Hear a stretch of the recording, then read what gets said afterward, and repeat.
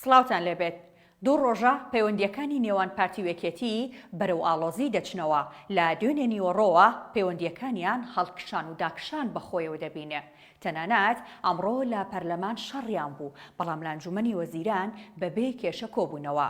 سەرەتا باسی کۆبوونەوەکەی ئەمڕۆی هەردوو تیمی وزاری پارتیوێکێتی دەکەین. بامەدەبوونی مەسرور بارزانی سەرۆکوەزیرانی هەرێمی کوردستان و قوبات تاڵەبانی جێگیری سەرۆکوەزیران کۆبوونەوەیەک لەبارەی ڕێخستنی دارایی گشتی هەرێمی کوردستان بەڕێوە چوو کە خاڵێکی سەرەکی ئەو ڕێکەوتنەیە هەردوو تیمی پارتیوێکێتی پێش چەند ڕۆژێک کردیان و پاشان تیمی یەکێتی گەڕایەوە بۆ ئەنجومەنی وەزیران. مەسرور بارزانی لە پەڕی خۆی نووسیوێتی لە کۆبوونەوەکەدا بڕیاری کۆبوونەوەی هەفتەی ڕابردووی ئەنجومەنی وەزیران خرایە ڕوو کە تێیدا با کۆیدانگ بڕیاری ڕێخستنەوەی دارایی گشتی لە سەرتاسەری هەرێم پەسەند کراو. سەرۆک و جێگیری سەرۆکوەزیران سەرپشک کران بۆ دەستنیشانکردنی میکانزمی بەپەلا بۆ خستنابواری جێبەجێکردنی بڕیارەکەوە. مەسرور بارزانی دەڵێت گفتوگۆمان لەبارەی داڕشتنی میکانزمێکی تایبەت با ڕێخستنەوەی داهات و خەرجێ گشتیەکان لە سەرتاسەری هەرێمی کوردستان کرد. جەختمان کردەوە دابینکردنی موچە وەک ئەولەویەتی خەرجەکان و مامەڵە لەگەڵکردنی وەک خەرجەیەکی سیادا کاری لە پێشینەی حکوومەتی هەرێمی کوردستانە. دەشڵێت خەرجە گشتیەکانی دیکەش پێویستە با شێوەیەکی دادپەروەرانە و لە سەر بنەمای ژماری دانیشتوان لە پارێزگا و ئیدارە سەربەخۆکان دابش بکرێت. بۆ مەبەستەش بڕیاری یەکخستنی ئەژمێری بانکی سەرجەم سەرچاوەکانی داهاتماندا لە سەرتاسەری هەرێمی کوردستان لە یەک حیسابی بانکی و کۆتایهێنان بە دابشکاری ڕێژەیدا. مەسرور بارزانی ڕایگەاندووە دەبێت هەرچی زووە بانک و گەنجینەکانی هەرێمی کوردستان لە ڕێگەی سیستەمێکی ئەلکترۆنیەوە پێکەوە ببەسرێنەوە و ئەمەش جێبەجێ بکرێت هەم بۆ پاراستنی داهاتی گشتی و هەمیش بۆ برەودان با شەفافیت لە داهات و خەرجیەکان با ڕاستەی داڕشتنی پلانی خەرجی با مەبەستی هێنانەدی هاوسەنگی لە نێوان داهات و خەرجیەکاندا.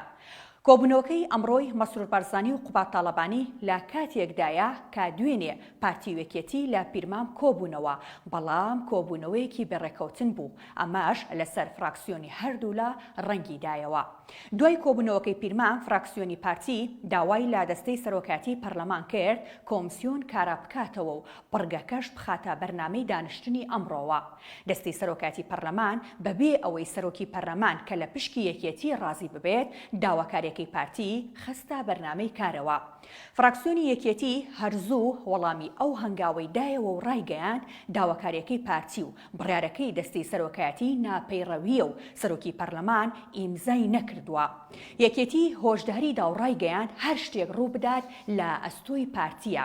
ئەمانە دوێنێ بوو. ئەمڕۆ دانیشتن دەستی پێ کرد. ڕێوەسفایاق سەرۆکی پەرلەمان دانیشتنەکەی دواخست، بەڵام جێگیری سەرۆکی پەرلەمان و سکرتێری پەرلەمان بەوە ڕازی نەبوون و کاراکردنەوەی کۆمسیۆنیان خستە دەنگدانەوە. لەو کاتەدا گرژی لە نێوان هەردوو لادا دروست بوو. لە ئەنجامی شەڕ و پشێوەکەدا زیاد جەبار سەرۆکی فراکسیۆنی یەکێتی سەریشکا. پەرلەمانتارێکی پارتی دەڵێت ڕووداوەکە لەلایەن یەکێتی خۆیەوە بووە.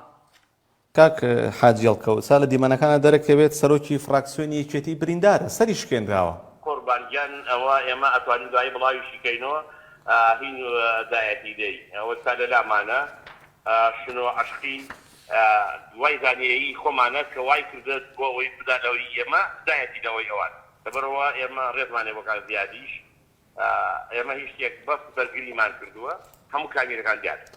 بانی بە گوتەی جەنابەت بێت یەکێتی خۆی سەری پەرلەمانتار سەرۆکی فراکسیۆنێکی شکاندووە؟ بەتەئکید دڵنیا بە نەکوو بڵێم لە دەفرانکە با پیاودای من خاوەنی مەوقیف و قسەی خۆی بێ نەیزانیە قەرەباڵکەکەین بۆ ئەوەی دەستێنات بۆ ئەوانەی لای ئێمە بەرکان پیاکەوت. باشە. کازیات خۆیشی ئاگدار وە بە تەسوینی لە لامانە. ئێستا پارتی دەڵێت کۆمسیۆن کارا کراوەتەوە و ئامادەکاری بۆ هەڵبژاردن دەکات، بەڵام یەکێتی ئەمە ڕەت دەکاتەوە. ڕاپرسی لە هەرێمی کوردستان کارا بکرێتەوە و خوێندنەوەی یەکەم بۆ سەرجەم ئەم پێشنیازە یاسایانە بکرێت کە بۆ هەمواری یاسای هەڵبژاردن پێشکەشی بە سەرۆکایەتی پەرلەمانی کوردستان کراوە. لە دوای ئەمە سوپاسی دەستەی سەرۆکایەتی پەرلەمان بە تایبەت جێگیری سەرۆکی پەرلەمان و سکرتێری پەرلەمانی کوردستان دەکەین کە لە کارێکی پەیڕەویدا بڕگەی کاراکردنەوەی کۆمسیۆن و دەنگدان بە ئەنجومەنی کۆمسیاریان خستە بەرنامەی کارەوە و بڕگەی خوێندنەوەی یەکەم بۆ پێشنیازە یاسای هەمواری یاسای هەڵبژاردن بەهۆی ئەوەی کە لە لیژنەی یاسایی لایەنەکانی تر بە تایبەت برادەرانی یەکێتی نیشتیمانی کوردستان ڕێگر بوون لە بەردەم ئەوەی کە راپۆرتی ئامادەکراوی لیژنەی یاسایی پێشکەش بە سەرۆکایەتی پەرلەمان بکرێ بەو هۆیەوە نەتواندرا ئەم بڕگەیە بخرێتە بەرنامەی کار ئەگەر نا خواستی پارتی دیموکراتی کوردستان و فراکسیۆنەکەمان بوو کە هاوکات لەگەڵ کاراکردنەوەی کۆمسیۆن خوێندنەوەی یەکەم بۆ هەمواری یاسای هەڵبژاردن بکرێ وەک چۆن لە ڕابردوودا ڕێککەوتنی سیاسیمان لەگەڵ لایەنە سیاسیەکان لەسەر ئەم بابەتە واژۆ کرد. ئەمڕۆ لە کاتی دەستپێکردنی دانیشتنی پەرلەمانی کوردستان بەڕێز سەرۆکی پەرلەمانی کوردستان بەبێ ئەوەی بگەڕێتەوە بەرگەکانی مادەی 48 ڕاوێژ بکات بە دەستەی سەرۆکایەتی پەرلەمانی کوردستان بۆ دواخستنی بڕگەی بەرنامەی کار کە بە نەسێکی تەواو دەقیقدا هاتووە لە مادەی 48 لە بڕگەی دووەم پێویستە دواخستنی هەر بڕگەیەکی بەرنامەی کار لە دەسەڵاتی دەستەی سەرۆکایەتی پەرلەمانی کوردستانە نەک تەنها بەڕێز سەرۆکی پەرلەمانی کوردستان. بۆیە بەڕێز جێگری سەرۆکی پەرلەمانی کوردستان بە پشتبەستن بەم بڕگا یاسایی و پەیڕەویە داوای کرد دواخستنی دانیشتنەکە یا بەردەوامبوونی دانیشتنەکە بخرێتە دەنگدان. بۆیە بە کۆی دەنجی ئەو بەڕێزانەی لەگەڵ ئەوە بوون بۆشایی یاسایی لە هەرێمی کوردستان دروست نەبی و ئەوانەی لەگەڵ ئەوە بوون هەڵبژاردن لە هەرێمی کوردستان ئەنجام بدرێت ئەم ساڵ چیدی ئەم مافە لە هاوڵاتیانی کوردستان زەود نەکرێ بڕیار درا کە دانیشتنەکە بەردەوام بێت. بەداخەوە ئەم پشێوی دروستکردنە و ئاژاوەنانەوەیە لە ناو هۆڵی پەرلەمان لە دەرەوەی هەموو پرەنسیپێکی کاری پەرلەمانی و کاری بەیەکەوەیە. دیارە ئەمڕۆ یەکێ بۆ لەو ڕۆژانەی کە بەداخەوە لە ناو پەرلەمانی کوردستان کارێکی نایاساوی ناپەیڕەوی بڕیار بوو جێبەجێ بکرێ بەڵام بە پێی پەیڕۆ و قانون ڕێگەی پێگیرا. هەمووتان نەزانن چەند جارێکشەوەمان ڕاگەیاندووە هەر کاتێکە گەینە ئەوەی نزیک بینەوە لە یەک و بەرەوە بڕۆین کە ئومێدێک دروست بێ بۆ ئەوەی ئاشتەوایەکی نیشتیمانی لە نێوان هێزەکانە دروست بێ بەداخەوە پارتی دیموکراتی کوردستان ڕفتارێکەکەن فراکسیۆنی پارتی ڕفتارێکەکەن کە ناتوانێت ئەمە بەرینە سەر و تێگەچێتەوە بۆ جارێکی تر. وەک بینیتان هەموو لایەک سەبارەت بە کە لە ڕابردووە باسی پێگاتەکانمان کرد بینیمان دیسانەوە بۆ تێگانی ئەو معادلەی هێزا سکرتێری پەرلەمان چ ڕۆڵێکی بینی کاگەر ئەو ڕۆڵەی ئەو نەبووە ڕەنگاوەی ئەمڕۆ ڕووی نەدایە. ئێمە بۆ کارێک کە ناپەیڕەویەکرێت لە پەرلەمانی کوردستان ئەرکی خۆمانە وەکو ئەندامی پەرلەمان ڕێگری لێ بکەین کە بڵێن ئەمە کارێکی ناپەیڕەویە. جێی دەستخۆشیە کە سەرۆکی پەرلەمان هەر لە سەرەتای دەستپێکردنی دانیشتنەکە بەپێی ئەو دەسەڵاتەی کە هەیەی بەپێی پەیڕەوی ناوخۆ دانیشتنەکەی هەڵگرت بۆ کاتێکی نادیار بەڵام بەداخەوە بۆ هۆی کە گرژیری دروست بێت و بیانەوە بە شێوەیەکی نایاساییتر و ناپەیڕەویتر ئەوەی کە مەبەستیانە تێپەڕێنێ کە ئێوە ئازانن دەیان جار ئالێرەوە ئێمە کۆنگرە ڕۆژنامەنووسی کراوە لەگەڵ سەرۆکی فراکسیۆنەکان ڕێکەوتوین لەسەرەوەی کە هەم کۆمیسیۆنی باڵای هەڵبژاردنەکان و یاسای هەڵبژاردن کاراکردنەوەی یاسای هەڵبژاردن بەیەکەوە تێپەڕێنین و هاوتەری بەیەکەوە بڕواکەمە ئیتفاقمان لەسەر کردووە ئیمزامان کردووە کە پێمان وا بۆ ئەم ڕفتارەی ئەمڕۆ هەڵوێستێکە بێ کە ئەو ئاشتەوایی نیشتیمانی کە ئومێدمان هەبوو بەرەو عقارێکی خراپێ بات. دڵنیابن لەوەی کە ئەوەی کارێکی خۆمان بۆ لێرە جێبەجێمان کردووە بە پێی پەیڕە و بە پێی یاسا کە کارێکی نایاسایی لە پەرلەمانی کوردستان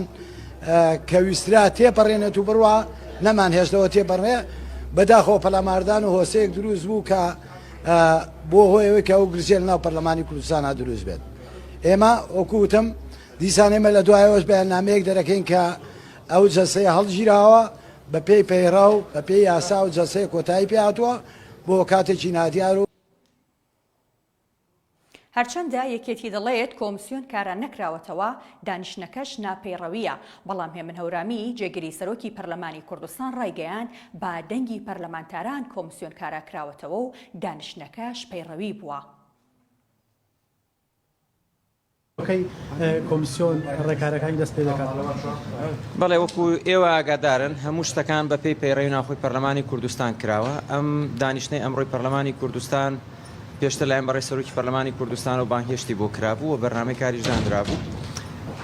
بابەتی کۆمیسیۆن بابەتێکی هەستیار بوو چونکە کاتێکی زۆر لە بەردەست نەمابوو لە بەڕێی جەنابی سەرۆکی هەرێم 11 دەستنیشان کردبوو بۆ هەڵبژاردنەکان و کەمتر لە 6 مانگی مابوو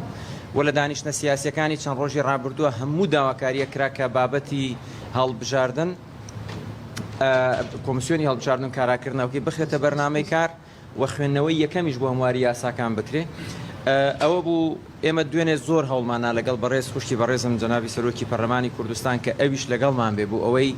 بەس کۆمیسیۆن بخرێتە بەرنامەی کارکارا بکرێتەوە تا بتوانین هەوڵەکانمان بۆ ئەوە بێ سەرکەوتوو بین و هەنگاوت یاسایەکان بگیرێتە بەر. ئەمڕۆ کە دانیشتنی پەرلەمان کراوە زۆر ئاسایە بەڕێزیان هاتووە سەرپەرشتی دانیشتنی پەرلەمانی کوردستان کراوە بە پێی مادەی بەڕێزیان کە ڕایگەیاند دانیشتن هەڵەگرێ بەڵام بە پێی مادەی 48 ساڵاتی دەستەی سەرۆکاتی پەرلەمانی کوردستانە کە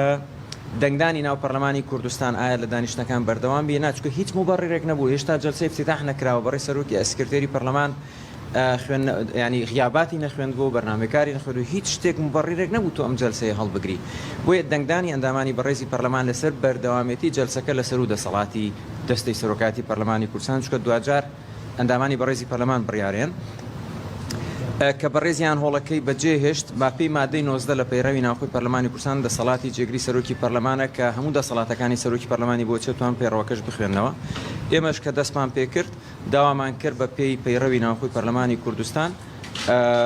بڕگەی سێم بخرێتە بڕگەی یەکەم لە پەرلەمانی لە بەرنامەی کار و بە دەنگی ئەندامانی بەڕێزی پەرلەمان قبول کرا کە بڕگەی سێم بخرێتە بڕگەی یەکەم و دواتر ڕاستە ئەوەی ڕوویدا بینیتان بەداخەوە کە ئێمە خوازیاری ئەوە نەبووین ئەمە ڕووبا بەڵام لە پەرلەماناتی دنیاش ئەم شتانە ڕوئیان زۆریش ئاساییە. ئێمە بە پێمان باشە ئەگەر ململانی و پێکدادان و شتێک هەبێت لە ناو پەرلەمان بێ نەک لەسەر شەقام بێ ئەمەش بەشێکە لە پرۆسی دیموکراسی. دواتریش ئێمە ئەو بڕگەی بابەتی کۆمیسیۆنمان خستە دەنگدانەوە وەکو بینیتان بە دەنگی 58 ئەندامی بەڕێزی پەرلەمان کۆمیسیۆن کارا کراوەتەوە و دیسان تاکی دەکەمەوە لێرە بە پێی مادەی 19 لە پەیڕەوی ناوخۆی پەرلەمانی کوردستان کاتێک بەڕێی سەرۆکی پەرلەمان لێرە نەبێت هەموو دەسەڵاتەکانی جێگری سەرۆکی پەرلەمانن بۆیە من ئەمڕۆ هەموو ئەو نووسراوانەی پەیوەستن بە بابەتی کۆمیسیۆن ئاراستەی ئەنجومەنی دادوەریمان کردووە ئاراستی سەرۆکاتی ئەنجومەنی وەزیرانمان کردووە و ئاراستی کۆمیسیۆنیشمان کردووە و ئێستا هیچ شتێک لەسەر پەرلەمان بۆ کۆمیسیۆن نەماوە بەڵام تاکی دەکەمەوە من ئەم بەیانیەش لە لێدوانم بۆ ئێوەش کردم سعات 8:51 داوام لە بەڕێی سەرۆکی پەرلەمانی کوردستان کرد کە ئێمە ئەم دانیشتنەی ئەمڕۆ دواخین بۆ سبەینێ بەڕێزانی ئەلانی دانیشتنێ بکات بۆ سبەینێ بەرنامەی کارەکەی ئەوە بێدیەک ئەمڕۆ دەرفەتە بێنە لیژنەی قانونی بۆ ئەوەی راپۆرت لەسەر خوێندنەوەی یەکەم لەسەر پێشنازەکان بداتە دەستەی سەرۆکاتی و داخلی بەرنامەی کاریکەین دووەم کاراکردنەوەی کۆمیسیۆن لە بەرنامەی کار بێ سێەم سوێند خواردنی وەزیری پێشمەرگە و وەزیری هەرێم بۆ کاروباری مفاوەزات لە بەغدا و چوارەم بابەتی ئیستیقاڵی منیش چکەمە 5 مانگە ئێمە هەر داواکەین چکە ئێمە لە حیزب بڕیارێکمان هەیە هەر کەس لە مەکتەبی سیاسی بێ ئیستیقالەکە لە پۆستەکانی بەڵام ئەوان بەستویانەتەوە بە بابەتی وەزیرەکان ئێمە ژووتمان با لەگەڵ ئەوەی کۆمیسیۆن هەم بە دەنگ بە کۆمیسیۆنەکە بدرێ دەنگ بۆ وەرگرتنی زانیاری زیاتر یاخود لە نزیکە و زیاتر ئاگادار بوون لا گرژیەکانی ئەمڕۆی پەرلەمانی کوردستان ئەچینە لای ئەیوب وەرتی زوومی هەولێر.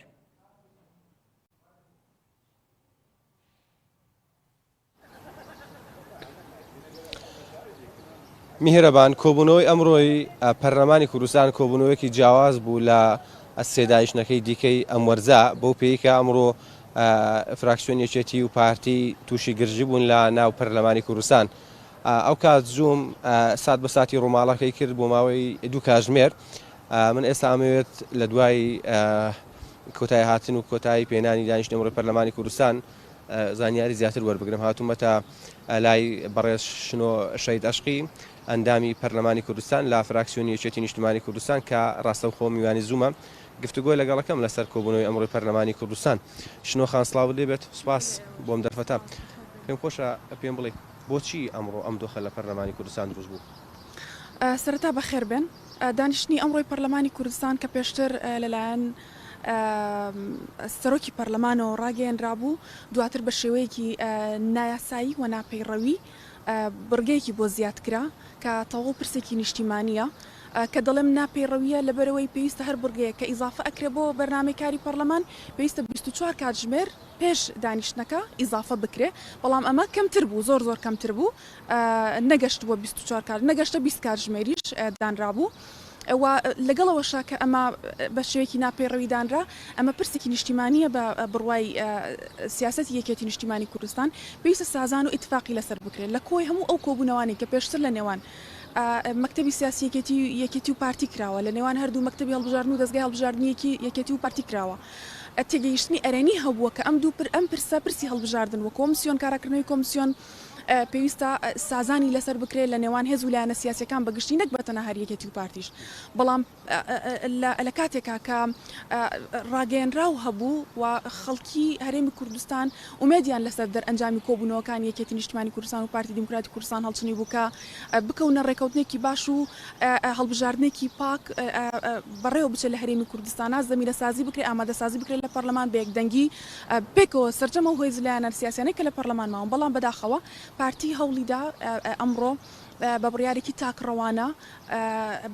بە بەکارهێنانی دەنگی پێک هاتەکان جارێکی تر ڕووی ڕاستەقینەی خۆیانی نیشانی کۆمەڵانی خەڵکی کوردستان داوە کە دوای هەموو کۆبوونەوەیەکی ئەرێنی کە لە نێوان یەکێتی و پارتی کراوە ئەوان هەوڵیان داوە جوڵێکی سیاسی ویان کردووە کە بە ئاقارێکدا بووە کە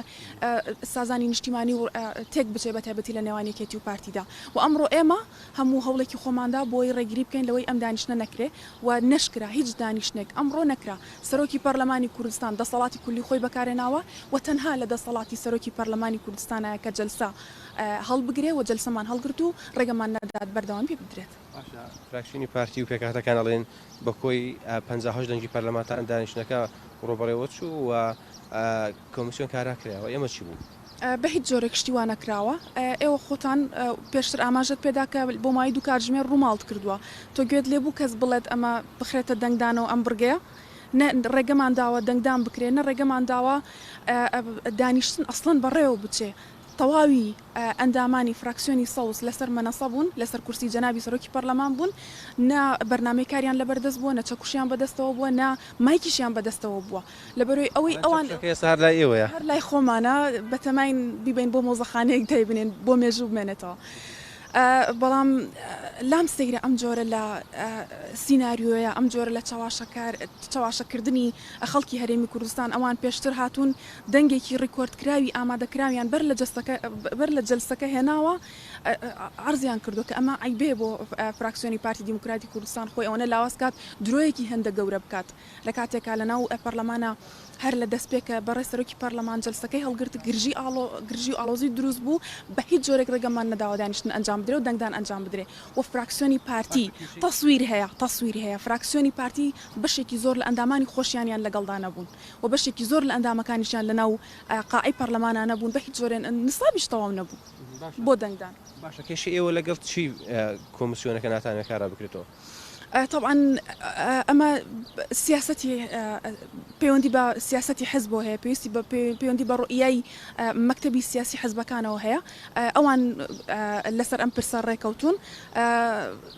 پێویستە بە ئەوانەوە پێویستە بە سەر و ئێمە وەکو خۆمانۆک و فراکسیۆنی سەوز هەرچێکمان پێ بڵێن ئێمە ئەواکەین. زۆر باشە ئێستا بەتەمای چینیەوە ئەمڕۆ کوژمارێک کۆبوونەوەی دەکرێتان لە دوای ئەم دانیشتنی پەرلەمانی کوردستان ئەنجامدا کۆبوونەوەکان بە شوێ گەیشتن بەتەمان یەشێتی چی بکە؟ ئەمەشیان پرسێکی سیاسیە ئەم پرسیارەش تاوە پێوەستە بە بڕیاری مەکتەبی سیاسی یەکێتی نیشتیمانی کوردستان و ئەو حەدەسەی ئەمڕۆ شڕوودا هەرچەندە حەدەسێکی ئاساییە لە زۆربەی پەرلەماناتی وڵاتە پێشکەوتوەکان لە هەموو وڵاتێک ئەمە ڕوئەیە بەڵام بۆ پەرلەمانی کوردستان حەدەسێکی تازە بوو ئەزمونێکی تازە بوو کە لە پەرلەمانی کوردستان ڕوویدا پێویستە دراسە بکرێت و ئێمە چاوەڕێی بڕیاری مەکتەبی سیاسی حزبەکەمانین چاوەڕێی بڕیاری قیادەی حزبەکەمانین کە چی بکەین و بەرنامەمان چی بێت بۆ داهاتوو. زۆر باشە لە ڕووی یاساییەوە سەرۆکی پەرلەمان کە ئامادە نەبوو جێگری سەرۆکی پەرلەمان توانێت کۆبوونەوەکە بەڕێوە بات ینی ئەمڕۆ بۆچی کۆبوونەوەکە ئێوە ئەڵێن نایاسایی و ناپەیڕەویە؟ هیچ مادەیەکی یاسایی پەیڕەوی نییە دەسەڵات بدات بە جێگیری سەرۆکی پەرلەمان لەگەڵ سکرتێری پەرلەمانە دانیشتن بەڕێوە ببات هیچ مادەیەکی پەیڕەوی و یاسایی نییە ئەگەر هەیە با فەرموو پارتی دیموکراتی کوردستان بۆ خەڵکی ڕوونکاتەوە. لێستادا پەیوەندی ئێوە پارتی بەکوێگەڵن ئەو فراکسیۆن چیەکەن ئەم نەمێوە بۆ ڕوون بێتەوە لە ماوەی چەند ڕۆژدادا دانیشتێکتر ئەبێ بەڕێوە بچێت لە پەرلەمانی کوردستان ئایا دۆیان دۆخی پەرلەمانی کوردستان چی بەسەر من لەو باوەڕادانیم لەم نزیکانە دانیشتەکان دەست پێ بکاتەوە لە بەرەوەی دۆخەکەی ئەمڕۆ کە بینیتان من گەشتبین نیم بۆی کە لە داهاتوێکی نزیک دانیشتەکان دەست پێ بکاتەوە هەرچەندە تا دوێنێ معادلەکان بە جۆرێکی تر بوون بەحساب بەپێی نەتیجەی کۆبوونەوەکان بە نێوان یەکێتی و پارتی بەرەو باش بوون ئەڕۆشت بەڵام دوای هەموو ڕێکەوتنێک دوای هەموو کۆبوونەوەیکی یەکێتی و پارتی ئەوان بەدا خۆجوڵەیەکیان کردو بۆ ئەوی ئەم ڕێکەوتنە تێک بچێت. زۆر سپاس بۆیەوەش زۆر سپاس بۆ تۆ. بەڵێ میهرەبان ئەوەی کە گوێبیست بووی نوێترین لێدوانی فراکسیۆنی یەکێتی نیشتیمانی کوردستان بوو لەبارەی کۆبوونەوەی ئەمڕۆی پەرلەمانی کوردستان کە لێرە بەڕێوە چۆڵبەتا لە دوای بەڕێوەچوونی کۆبوونەوەکە ئەمێ ئاماژە بۆ بدەم کاردانەوەکان تا ئێستاش بەردەوامی هەیە منەگەر بەشێکی کەمی کاردانەوەکان بۆ هەماڕوو هەم لەو کاتەوە تا ئێستا سەرۆکی پەرلەمانی کوردستان دوو جار ڕاگەندرایی بڵاوکردەوە لە ڕێی نووسنگەکەیەوە و کەمێک پێشتاش ڕاگەندرایشی دیکەیان بڵاو کردەوە ئاماژەیان بۆدا کە هەموو ئەو دانیشتانەی کە ئەو ڕاگەندراوانەی کە ئەمڕۆ لە بەشڕاگەانی پەرلەمانی کوردستان باس کراون هەمووی ئەجەندای حیزبی و نایاسایی و ناپەیڕەویە ئەمە ڕاگەندراوی دەستەی یان سکرتی ڕۆژنامەوانی سەرۆکی پەرلەمانی کوردستان لەگەڵەوەشە هەر نیوڕۆژ سەرۆکی پەرلەمان ڕاگەندرایشی بڵاو کردو ئاماژە بۆدا کە کۆبوونەوەی پەرلەمانی کوردستان نایاساییە. لەگەڵەوەشە فراکسیۆنی پارتی دموکراتی کوردستان و جێگری سەرۆکی پەرلەمانی کوردستان ئەوانیش ڕاگەندرایەوەشیان بڵاو کردو و ئاماژەیان بۆدا بوو کە کۆبوونەوەی ئەمڕۆی پەرلەمانی کوردستان کۆبوونەوەشی یاسایی و پەیڕەوی بوو و ئەوان ژمارەیەک بەرگە و بابەتی پێوەست بە پەرلەمانی کوردستانیان لە ڕاگەندراوەکەدا ڕیز کرد و ئاماژیان بۆدا بوو کە هیچ گرفتێکی یاسایی لە پەرلەمانی کوردستان نەبووە و بەپێی بە دەنجی 58 پەرلەمانتار کۆمسیۆنی باڵای سەر بەخۆی هەڵبژاردن و ڕاپرسی هەرێمی کوردستان دەنگی لەسەردرا و کاراکرایەوە. زۆر سپاس بۆ تۆ ئەیوب هەروەها سپاس بۆ میوانەکەشت بۆ زانیاریەکانتان. با گوێرەی زانیاریەکانی زووم یەکێتی واسێی دۆخەکە دەکات کە پارتی دەیەوێت هەرچۆنێک بێت بازووی کۆمسیۆن کارا بکاتەوە و هەڵبژاردننی داهاتووش کۆمسیۆنی هەرێم بیکات نەک عێراق چونکە ڕەنگە بڕیاری دادگای فیدراڵی دژی پەرلەمانی کوردستان بێت و دادگاکە ماوە درێژکراوەکەی پەرلەمان بە نادەستوری لە قەڵەم بدات ئەو کاتەش پەرلەمان ناتوانێت کۆمسیۆن کارا بکاتەوە. هەر بە گوێرەی زانیاریەکانی زووم یەکێتی پێشبینیەکی دیکەی بۆ هەڵوێستەکەی ئەمڕۆی پارتی هەیە و دەڵێت پارتی دەیەوێت دوای کاراکردنەوەی کۆمسیۆن یاسای هەڵبژاردنیش هەموار بکاتەوە و بە زۆرینا تێپەڕێنێت ئەو کات نادەستکاری یانزە کورسیەکە دەکرێت ناداواکاریەکانی یەکێتی لە بەرچاو دەگیرێت. زووم لا چەند سەرچاوەیەکی ناو پارتیەوە زانیوێتی کە پارتی دوودڵ و قەلەقە لە هەڵوێستەکانی یەکێتی و ئەویش گومانی هەیە و دەڵێت یەکێتی ناوێت هەڵبژاردن بکرێت بۆیە داواکاریەکانی وەکو بیان و سیر دەکات. ئەم کێشانی پارتی وەکێتی لەسەر هەڵبژاردن لە کاتێکدایە کە ئەمریکا و نوێنەری وڵاتانی ئەوروپا فشاریان لە هەردوو حیزبەکە کردووە هەڵبژاردن لەم ساڵدا بکەن. ئەمەش بێهۆ نییە و دەزانێن ساردی و سیستیەکی لە نێوان پارتی وەکێتیدا هەنگاو دەنێت بۆ ئەوەی هەڵبژاردن بۆ جاری دووەم دوا بخرێت. خواتان لەگەڵ.